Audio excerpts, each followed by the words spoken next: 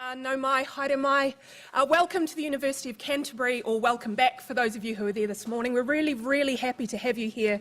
We're really happy to be able to welcome this lovely panel of amazing writers to talk to you today. We're going to be starting off with Hollie McNish, and Hollie loves writing poetry. She's published 3 poetry collections, Plum, Papers and Cherry Pie, and 1 poetic memoir, Nobody Told Me, of which the Scotsman suggested the world needs this book, and for which she won the very prestigious Ted Hughes Award.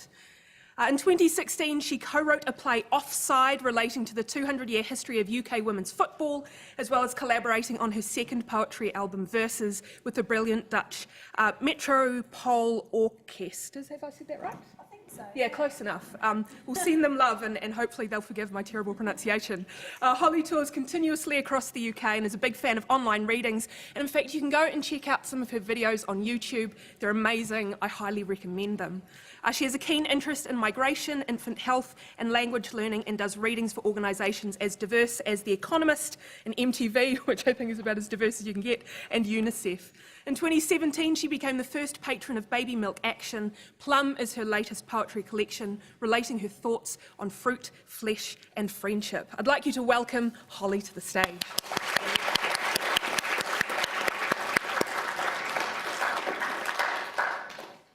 All right, I'm going to read about 4 poems for you, and I hope you enjoy them. And if you've got any questions that you want to ask me, feel free to ask anything. I'll read a couple of poems about my daughter from this one, which is Diaries of Becoming a Mum. I had my daughter when I was about 26, and I didn't really know what I was doing, so I wrote a lot about it.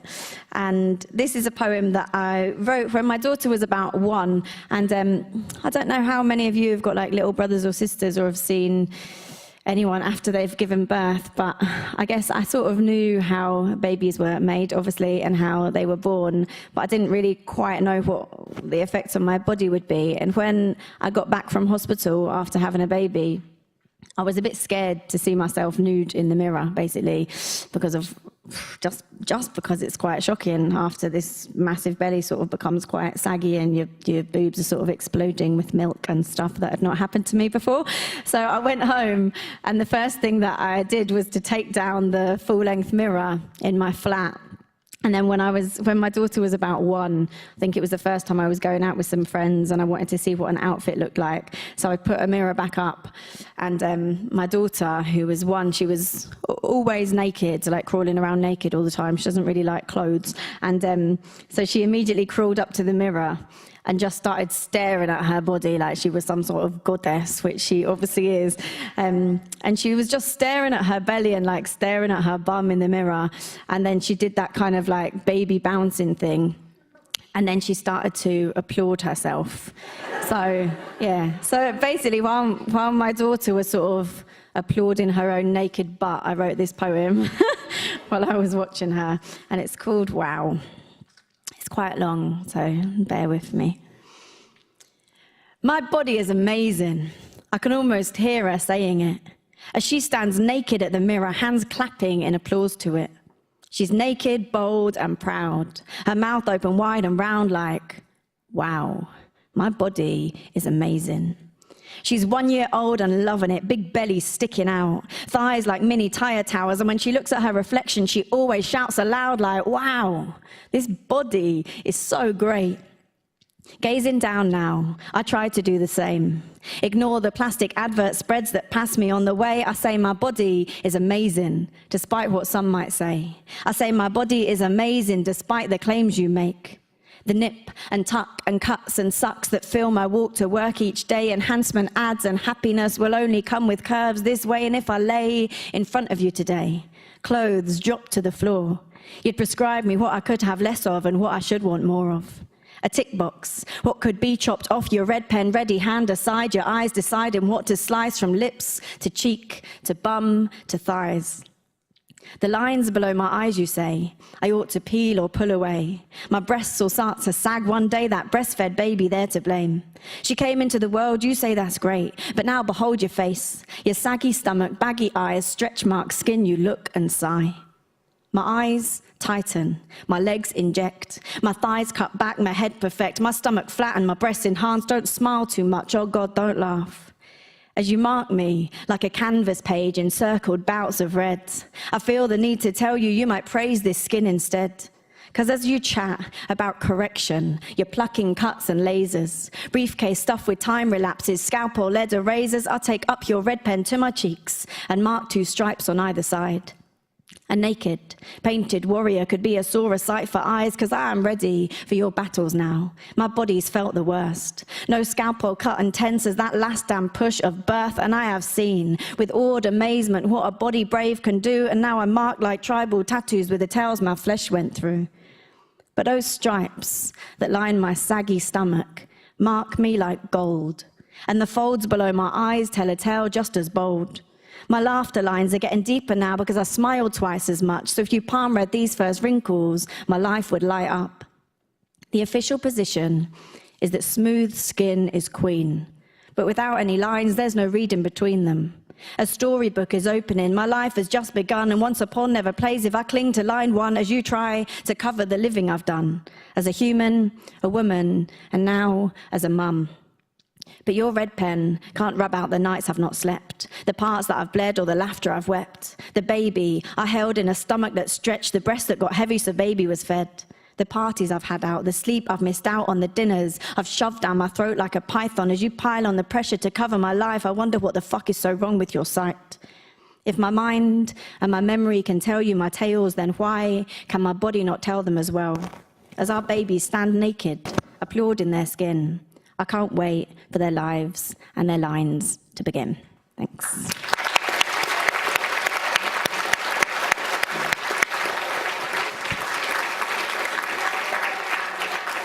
I'll read, it's sort of one poem, but there's 2 parts to it. One more about my daughter, and then I'll move on to just a couple more to finish off. So thanks very much for listening so politely. This one I wrote in Australia, and I've never been to New Zealand before, but I was in Australia last week, and I went to Australia 6 years ago, and it's probably not a very nice poem about Australia, if I'm honest, but I went there to do a poetry slam. I got invited over, and they paid for the flight for me and my daughter and her dad to come over, and it was a very, very, I don't know, very white area of Australia. It was in Sydney, in a place called Bronte Beach. And my daughter's dad's family are all from Jamaica, and my family are all from Scotland. So my daughter is got light brown skin, and ever since she was born, one of the first things that people have always said to me is, "Oh, she doesn't look like you at all," which is a bit bloody annoying sometimes. I don't mind, but it just gets a bit tiring. And when I was in Australia, people kept asking me if she was my daughter, so much so that I just started to say no and stare at them to see what they would do. So these are a couple of poems, and I'll just read them one after the other that I wrote for my daughter in Australia 6 years ago, and it was when she was 1 year and 8 months old. So she's like 8 now. This is Colours. Sometimes I think people must have never seen the colour green.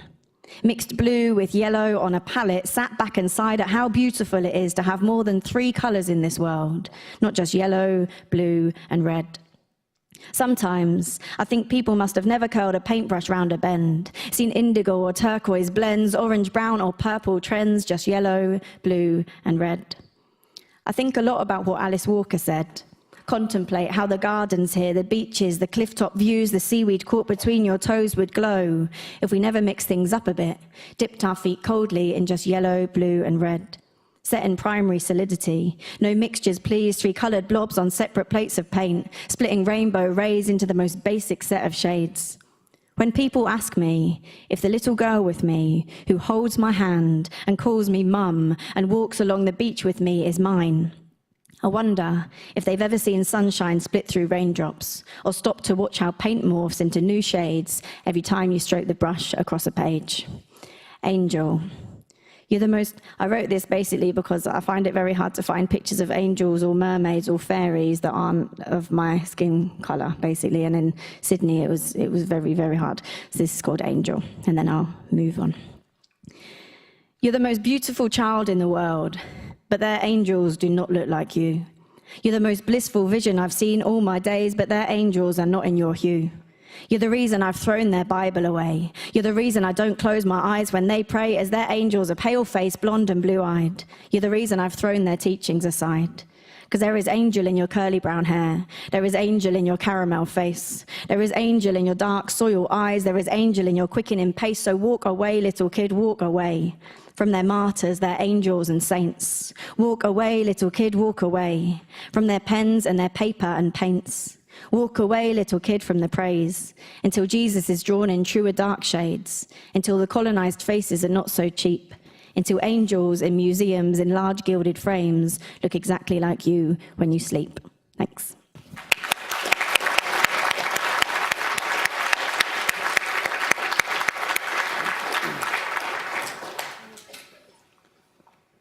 All right, I think I'll read one from this so you hear one from each. But I'm not 100% sure how appropriate this is to read, but do it. I wrote it. It's not very rude. I write a lot of like sort of rude and sexual poems, which I obviously can't read in a school, but they're all on YouTube if you want to. But I thought I'd read this because it's sort of about when I was like 15, 16. So I figure some of you might relate. I'm not sure. But the word pissed in English. I don't know if it's the same, but it means drunk. And this poem, it's just about snogging, basically, really, sort of. But it's about, I think it must be quite hard to be your age these days. Like when I was a teenager, there were no mobile phones, there were no camera phones, there was no digital cameras, there was no internet.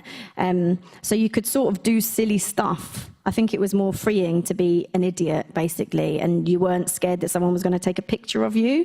And now, obviously, like everything you do is someone could take a photo and put it up online, and I think that would be terrible. Like the amount of stupid things that I did when I was younger. So yeah, this is it's called Spin. Don't judge me on it. And then I'll just finish with a very short poem about my shoulders, because I think I've got nice shoulders. My Spin. When I was younger, I got pissed a lot and snogged a lot of boys. Spin the bottle was never really a surprise when we got the hang of the slow pretend to throw it turn, mathematically calculating the angle perfectly to land on who we wanted. Every one of us agreed that Miles had eaten Doritos before the game. Cool original flavour. The taste of each tongue was like melted cheese. We laughed for weeks about it, then let it be. When I was younger, I weed outside at parties, in farmers' fields and Northcroft Park. Groups of girlfriends forming single-sex circles in the dark, protection from childhood fears and the boys' prying eyes, laughing through squatted, bare-bummed noises we always began in unison. When I was younger, friends stared at me, confused again, as I cried compulsively at every house party over Gavin Bush, and how if we got married, my name would be the best thing ever. I'd be called Holly Bush. When I was younger, I got annoyed with friends who snogged the boy I fancied because I was too shy. Liquid, Friday night, room 2, in the loos, crying, sat on the netball coach on Saturday mornings in silence by the final whistle, always brighter, feeling slightly foolish at school on Monday, but that was all. That was that. Done. Memories we etched and left in the fields and the houses and the toilets where they happened. Embarrassing, then blurry or forgotten. Kisses sticking to the lips of the lads they were planted on, and the things done, now only to be found in old diaries or poems or the school shirts we soaked in dirty words before GCSE leave. Coloured felt-tip nipples highlighting dreams of summer thrills. When I was at school, I did not grow up being photographed or filmed. No Instagram, no selfies, no iPads, iPhones, Snapchat, no camera phones, no digital. Developing was so expensive then. Involved a camera, a trip to town, and the risk of paying out £6 for a collection of potentially very shit photographs. Sometimes the whole roll was spoilt. Sometimes a stolen camera revealed 20 shots of one lad's penis. It was not worth the hassle. On special occasions we did, collected them together, cheap one-week development, Saturday trips, flicking through the photos, cringing, giggling, one copy, then placed back in the envelope in a shoebox in a cupboard in Laura's room behind a shiny dress I always wanted to wear if I'd had bigger boobs. No quick way to share them again, except by meeting up and looking through them together. When I was younger, I made a dick out of myself more times than I care to remember. Memories never caught on tape, no cut and paste, no picture proof, just left to look back on, sometimes to sting a little sweet. I think it's harder growing up now that photographs are so cheap. Thanks.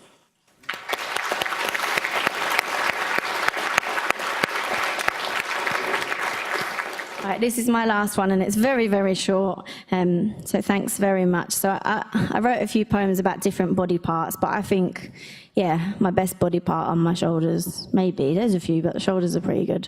And so I wrote a poem for them. Excuse all the swearing. I swear quite a lot in poetry because it's really my diary, and in my head, I think I'm quite a rude person, even if I try and act polite in public. So, yeah, anyway, have a lovely, lovely, well, life, I guess, if I don't see any of you again. Shoulders. My shoulders are fucking delicious. You can't see them, but you're just going to have to believe me. Smeared with freckles, blodged like dirty speckled come-ons. Jumpers always fall off one shoulder, flesh to show off, t-shirt tops near sacrilegious covers of these perched, glowing, dappled, oval beauties. I know I shouldn't boast about my body, but I'm so bored of being bad to it, so fuck it, I will brag. My shoulders are fucking delicious. No one's told me. It's just a fact. Thank you.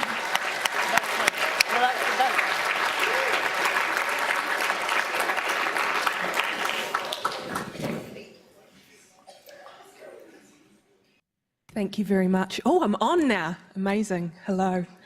Welcome back. Our next speaker is Juno Dawson, and she is the multi-award-winning author of 11 books, including the best-selling World Book Day title Spot the Difference and her recent adult memoir, The Gender Games.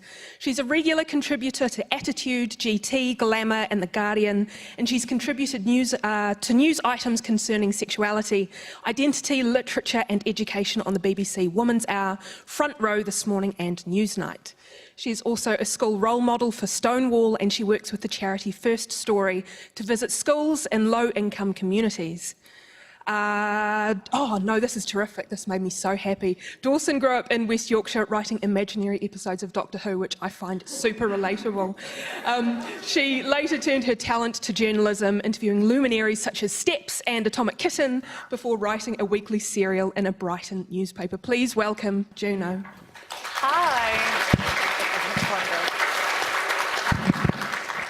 Hello, am I turned on? Can you hear me okay? Yes. Super. Hello, I've got one of the lapel mics so I can sort of stride around and get my cardio in for the day. Hi, thanks for having me. This is really weird. I'm literally on the other side of the world. It's kind of blowing my mind a little bit. I am going to, because I mean, it's funny that you just mentioned that I started out writing imaginary episodes of Doctor Who. I've just written an actual episode of Doctor Who.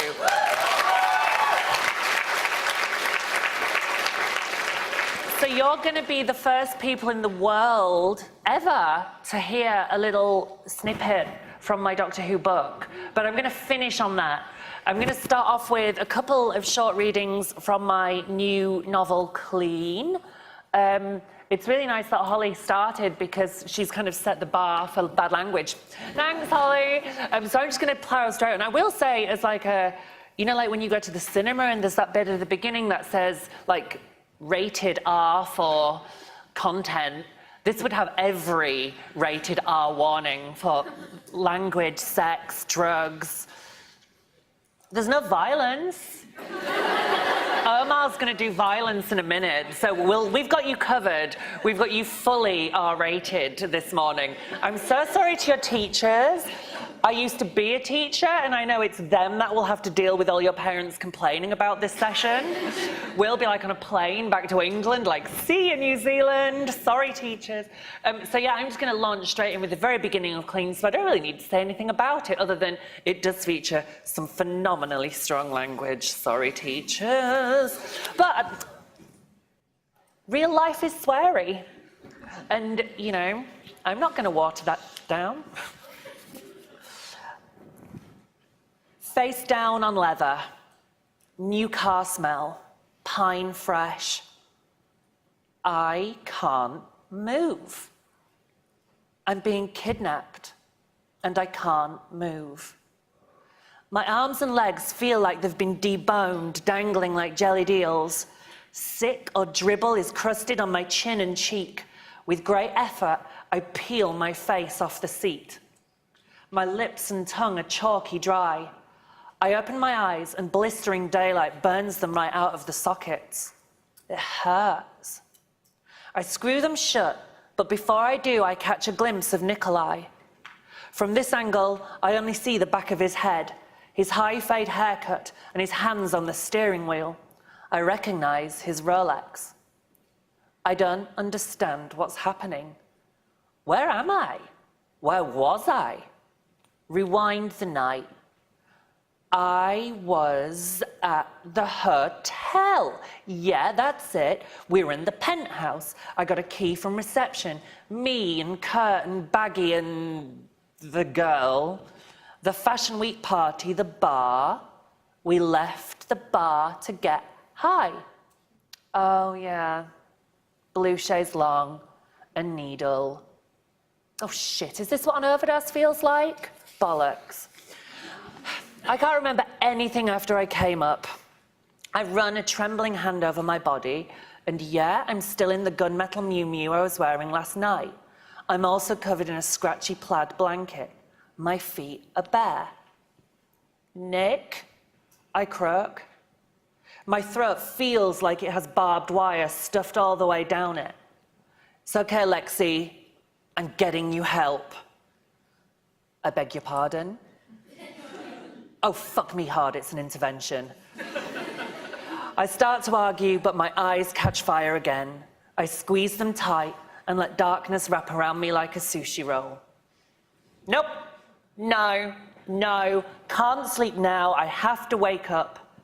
I claw my way out of the brain fudge and back into the car. I'm coming down at speed or backwards and bent. I'm cold and my skin has scales. I can usually sleep it off or do a tiny bit more to smooth the edges.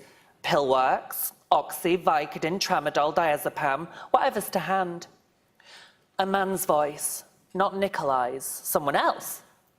She all right, bruv? She took a sleeping pill, Nick says. She'll be out of it for a while. Where are we? I try to roll over but can't. I can smell the sea, briny depths and salt air and seaweed. Seagulls shriek like bastard demons. Oh, shut up, you flying dickheads. My head is pounding, dehydrated, mummified. This is not good. Where is he taking me? The seaside, day out by the beach? How long have we been driving for? How is it even light? How long was I out for? Where's Kurt? The questions squawk louder than the seagulls. But perhaps this man can save me. I'll tell him I'm being kidnapped. I'll tell him I've been raped. Help, I mutter. My lips are scabby and my tongue is swayed and I can't really speak. Help, I try again. She's my sister, Nikolai says, drowning me out. She's hungover. Do you need our passports? Sure, here you go. The BMW rolls off and jolts as we go over a bump. Nick, where are we going? He casts a look back over his shoulder. You're going to be fine, Lex. Just get some rest. I remember laying back on the chaise. I remember Kurt sliding a needle in my arm. I never do it myself, obviously. That's junkie shit. I remember looking out of the window and seeing all the lights, all the tiny little lights of London. Amber and gold and glitter, boats on the Thames, headlights on the streets, the Shard on the horizon. Everything went blurry. Everything was fireflies. Fireflies. I dream of fireflies. Tires crunch over gravel. Sleep hasn't helped. I still feel like I've been scraped inside out with fish hooks. My teeth are spongy, porous. The car door opens and Nikolai steps out. I hear footsteps approach. Lots of feet, many feet. Wherever we are, we're here. Where's Kurt? Honestly. It takes a lot of effort, but I drag myself upright by clinging to the door handle and the rim of the back window. It's still blindingly bright. Oh, I see Nick has remembered his Ray-Bans, but hasn't thought to bring any for me. I need my phone. I scanned the back seat for my purse, but shit, my phone was attached to the speakers in the penthouse. Great. I squint. Nick shakes hands with a super tall man with a beard. He's a little bit Hagrid's more attractive brother. Blazer, open collar, no tie. He's accompanied by 2 women in sharp, futuristic nurses' whites. Oh, shit just got really real. Oh my God, he's threatened it before. Lex, you need help. But I totally thought he was kidding. Now he's actually doing it. I'm at a hospital. I'm at a rehab. Oh, how embarrassing. Dressed around my hips, I scramble between the driver and passenger seats and flop down into the driver's seat, reaching for the ignition. Nick's taken the key. Damn, I'll have to run for it. I tug on the door handle, but my balance is shot. A breeze catches the car door as I open it, flinging it wide, and I tumble onto the asphalt. I put my hands down to break the fall and feel gravel dig into my palms like studs. Lexi, wait, be careful, says Nikolai. Bodies and dark shadows circle me. Hands reach for me, fingers come at my face. I wave my arms like a messy windmill, trying to swat them away. Let's get her inside, shall we? Says Dr. McBeardy. No! I cry. Wow, my volume is broken. I scream my throat out of my neck and it echoes around the garden. I peep through a jungle of legs and see her on a long driveway leading to a gorgeous country mansion, Downton fucking Abbey. It's weathered, grey and mottled, partially covered in ivy. The main entrance is flanked with handsome columns. The grounds must be acres and acres. All I can see for miles is trimmed green lawn, fenced by lush forest. I'm hauled to standing, but the gravel hurts my bare feet. Ow! I howl like I'm dying, although it's not that bad. The nurses sort of drag me in the direction of the house. Nick, please! I turn and face him, my eyes as big and innocent as I can make them. Little sister Lexi. Sweet little Lexi, protect her, she's a girl, born China baby. Sorry, Lexi, you need help. You can't even look me in the eye. Let's all talk in my office, McBeardy says soothingly. I am not soothed. I can't go to rehab, mainly because in about 4 hours I'm going to really need some heroin. I start to kick and flail, and when that doesn't work, I go floppy like a toddler in a supermarket aisle. The nurses, who must pound protein shakes or something in their spare time, hoist me up using some amazing technique they must learn in nurse fucking army boot camp. Put me down, you cunts! I scream, let me go! They ignore me, so I just start screaming cunts over and over because it's the worst word there is. Thanks!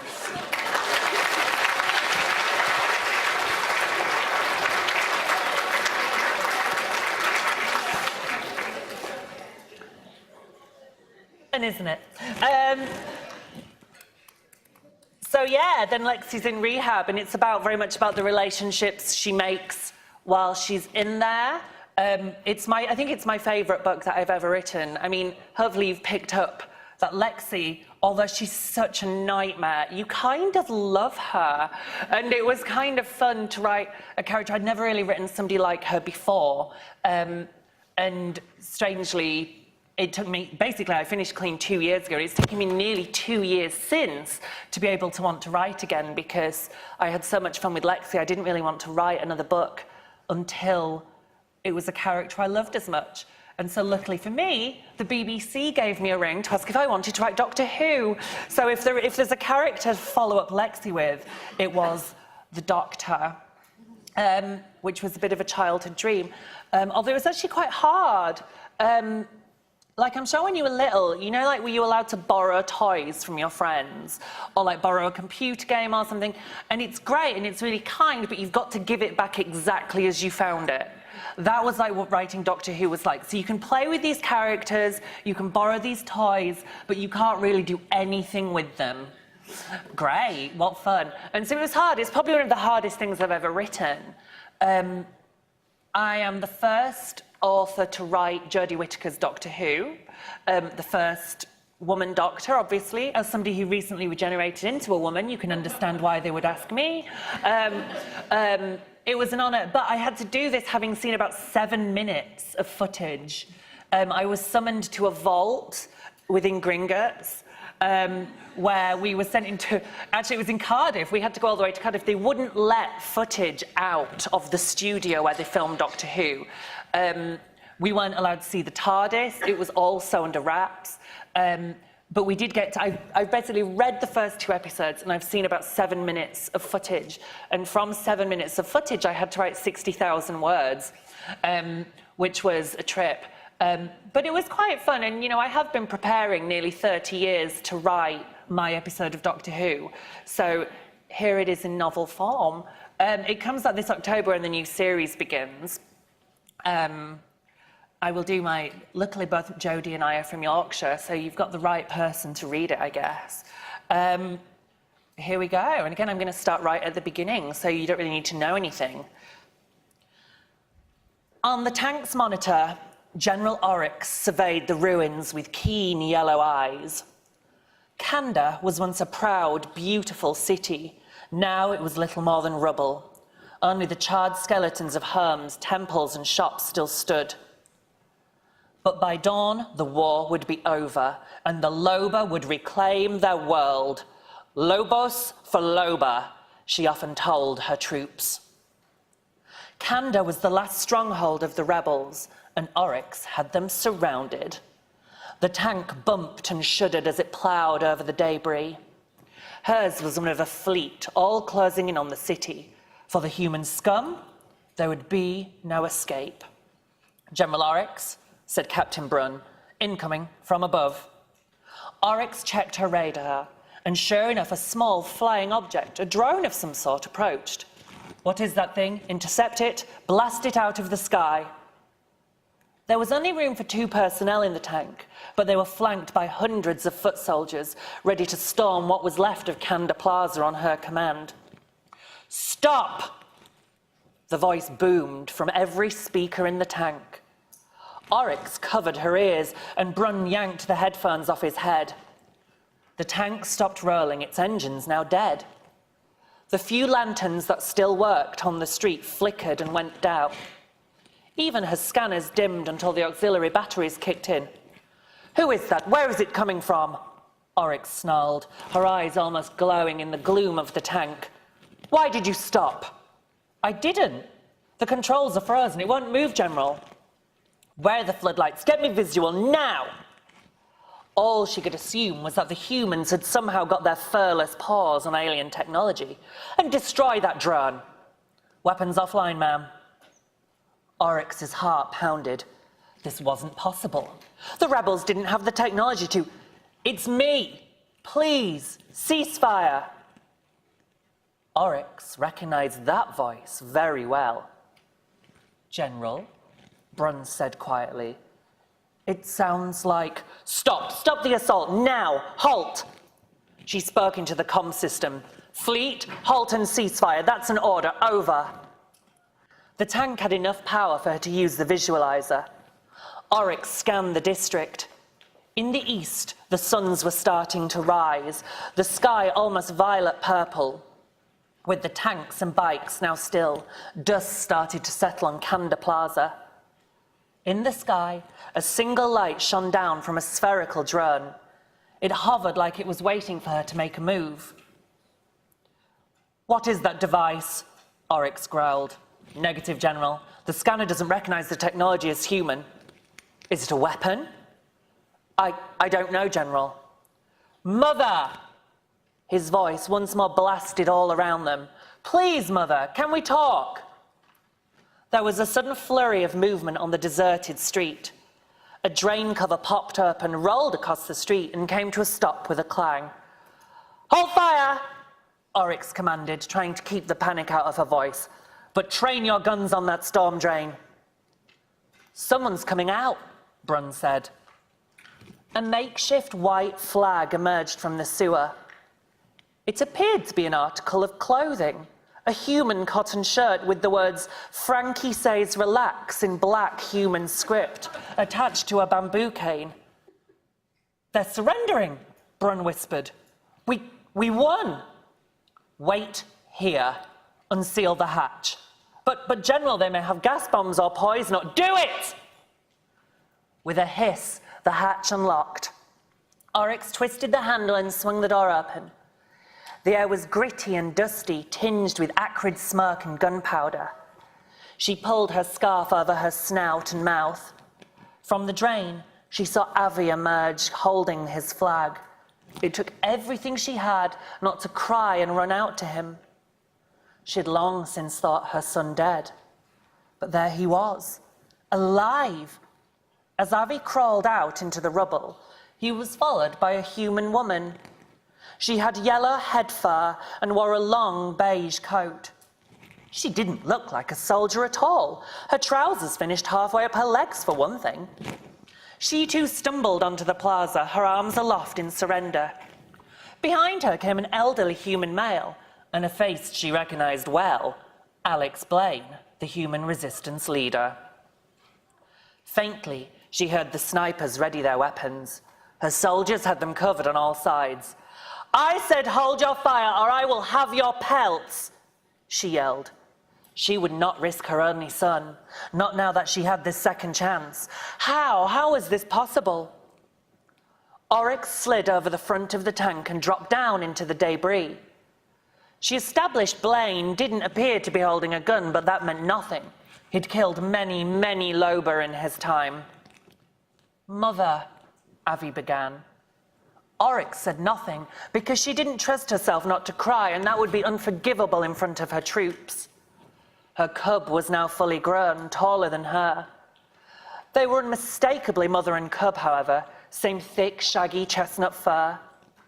"Mother, Suddenly, the human woman interrupted, stepping in between them. Up close, she was slight, impish. "I'm sorry, but would you look at the state of this?" She twirled around, waving her arms at the ruin. "Look at all this mess." As she spun closer, Oryx drew her gun. "Stay where you are, freeze!" "But look at all this mess," the woman said again, her eyes wide. Oryx wondered if maybe she was intoxicated. "I won't warn you again, human. Look at it!" This time, it was a demand. The human woman somehow was almost nose to nose with her. "What do you mean?" "Just what I said. Look at the mess." She snorted. For the first time, Oryx looked at her feet. Scattered around her gleaming boots was all sorts of junk from the old market. The woman with yellow fur squatted down for a split second and bounced back up holding a chipped mug. Oryx sighed. She really didn't have time for this. "It's a cup. It's a blue cup. I see that. Probably belonged to someone, don't you think?" She pointed at the ruins. "From one of those homes, I should think.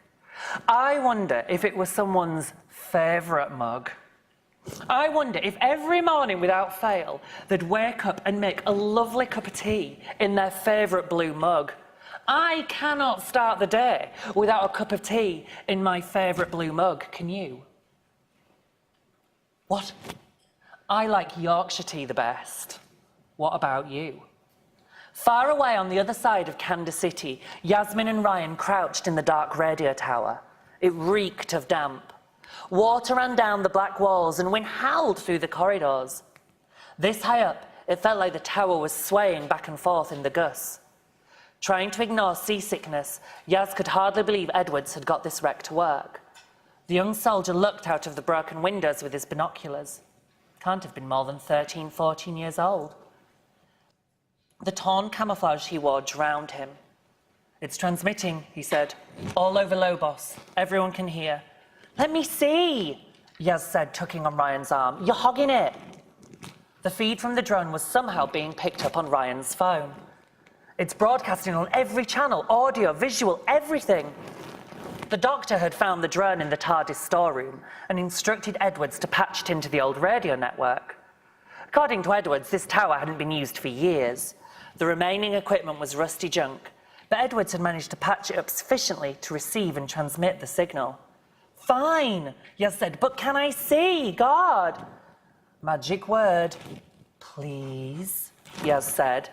He tilted the screen in her direction. She saw what the drone saw.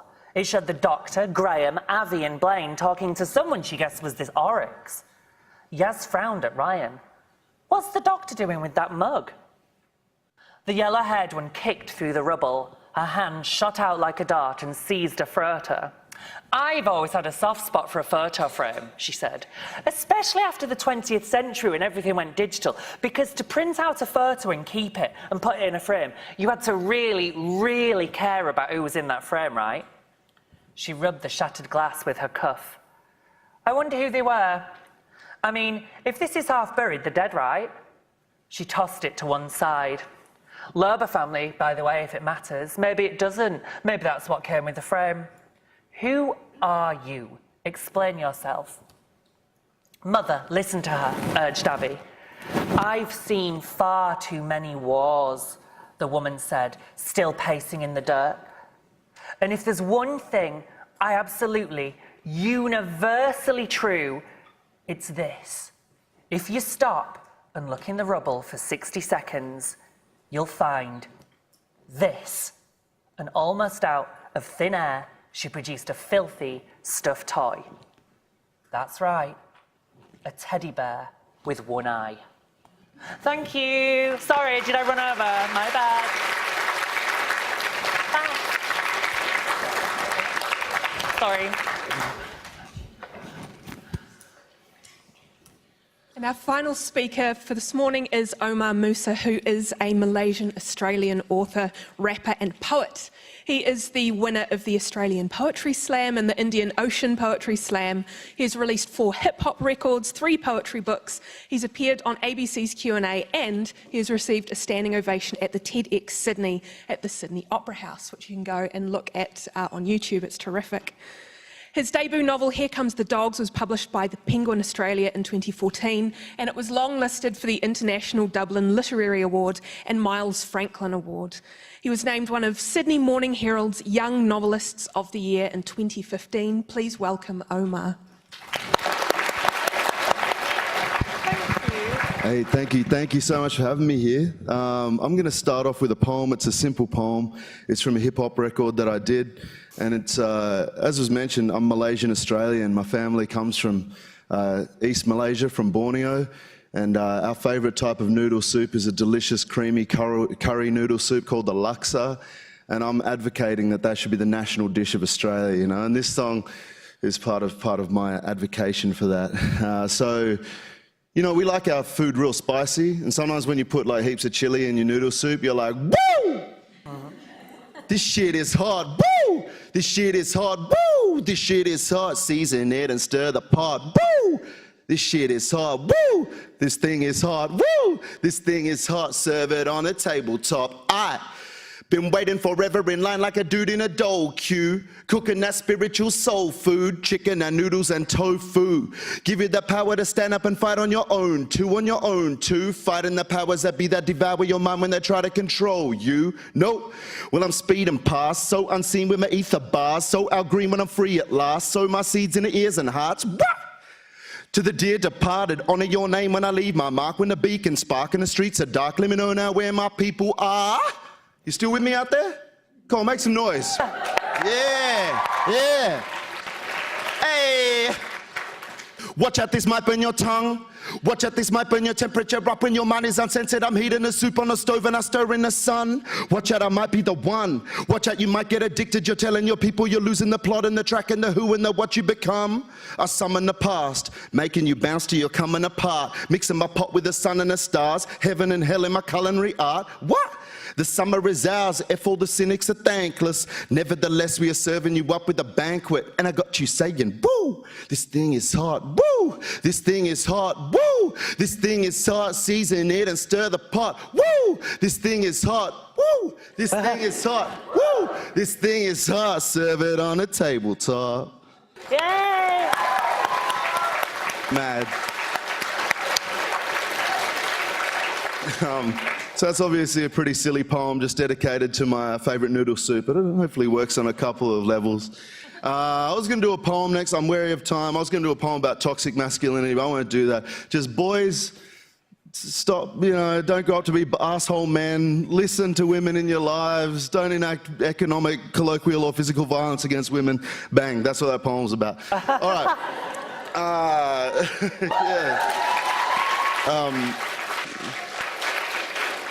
All right, this next one is it was inspired by an article I saw on Facebook about the fishing trade in Thailand and in Malaysia, where oftentimes dudes are kidnapped just straight off the beach or off the docks and then forced into slavery to be in the fishing trade. So anytime, in nations that love fish and chips like us, like Australia, New Zealand, anytime you get a piece of fish on your plate, like oftentimes that came from that fishing trade, which was really crazy to me. So I read this story in the New York Times, and I wrote a rap song just based around that, almost perfectly. So it gave me a connection between myself and this man in Thailand that I'd never met, that I will never meet. But through writing poetry about it, I forged a bridge of empathy between me and him and his story. So it goes like this. The ocean in 1,000 pieces when the moon is bright. He was just waiting for a girl to walk into his life. Fate has got its mind made when you shoot the dice. He saw her walking in and drank his bourbon to the ice. He beckoned her to come close, look into her eyes. Saw himself reflected in him, swimming in the night. The room started spinning, moon glimmer supersized. Woke up on a fishing boat, drifting through the black tides. Before he knew it, he was working as a slave, 20-hour days in the reef like a heady maze, beaten every day by the captain of the sailboat, hauling in the nets as the white sun blazed. He was forever hungry. He wondered if he'd see his country again, saw things he'd never unsee. Once he saw a man whipped to death on the mast for disobedience, body eaten up by the sharks. No sleep, no dreams, just forever ache. Just the desperation in his weathered face. Just the bitter fruit of longing on his taste buds. 12 months later, he decided to escape. He said, to the moon I pray, Lord give me faith, help me find my way. Tell my mother to wait, the voice of the sea says nothing is safe. To the moon I pray, Lord give me faith, help me find my way. Tell my people to wait, there's a million different ways you get tricked by fate. Yeah, his heart is in 1,000 pieces when the moon is bright. The captain scrutinized him close with a shooter's eye. He said, you try to flee this boat, then know that you will die. We'll cut your throat and throw your battered body off the side. Our man turned his back, kept on hauling in the catch, thinking he could cut the captain up before he could react.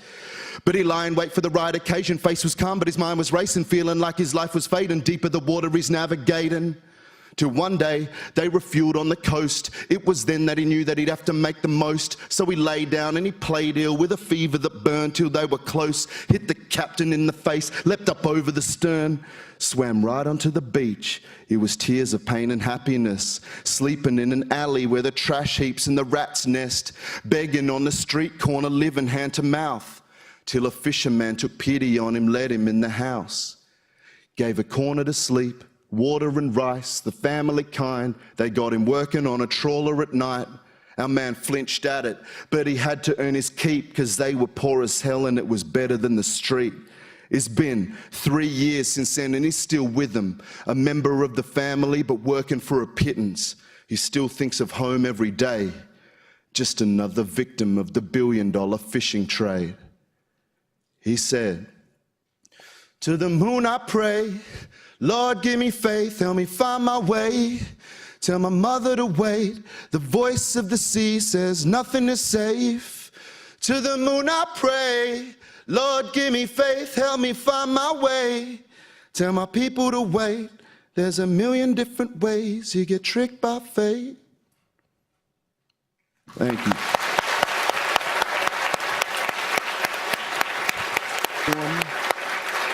Oh, a little one. I can do one that fits in. Yeah, cool. Sorry, we might not get time for questions, or can we run a bit over? All right. This one's dedicated, like I've dealt with a lot of depression and anxiety in my life. I know that's something that a lot of people deal with, and maybe you guys have dealt with. And no matter what background, creed, colour, gender we are from, or we identify as.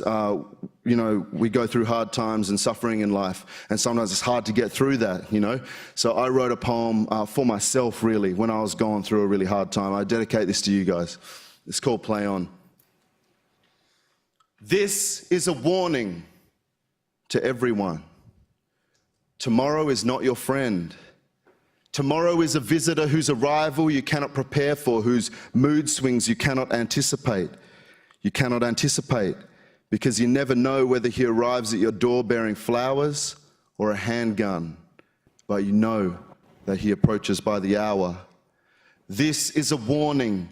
Never let the fire in the lamp burn low. Never stop making your music. Even if the record is scratched, the needle is snapped and the mic is unplugged.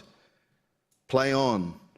Even when you stand looking out over treacherous reefs, where coral is like the blades of razors, where the sky is glimmering coal above sharks and shimmering shoals, where you wade through tides of information, some right, some wrong, some plain insane, waves of opinion so powerful they threaten to drown you. Play on. Even when it feels as if friendship is a battleground, where the breeze is rich with ego and mistrust, where the burnished sun is blackened by a billion arrows that sing with the clarity of birds, where we exchange pugilistic words in bourbon bars and hotted up cars, where we feel as if we are the flotsam and jetsam of marooned ideals. Play on. Even when the rejection letters stack up like a pyramid and they tell you that you have no talent and that no one wants to hear an Australian rapper from a small town and no damn radio station will play you, and you scream and scream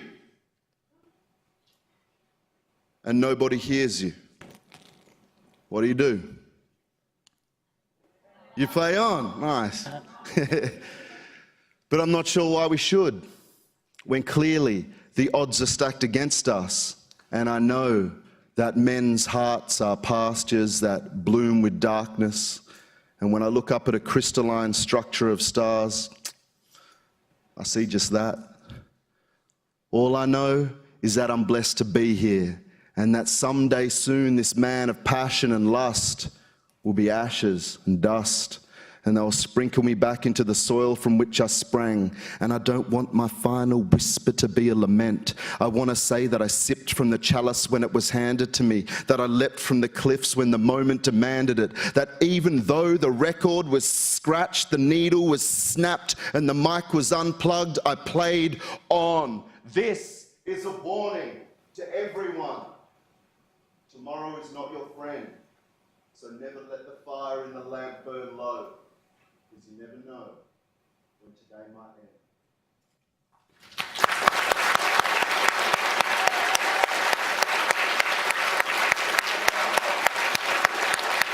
So, what did you think of that? Thank you so much, Juno and Hollie and Omar. It's been an incredible hour. Now, we don't have time for questions at the moment, but they'll all be out in the foyer. They'll be signing books if you want to buy some, which are also out there, and I'm sure they'll answer any questions that you have. And also you can find them on social media, I'm sure, and stalk them that way.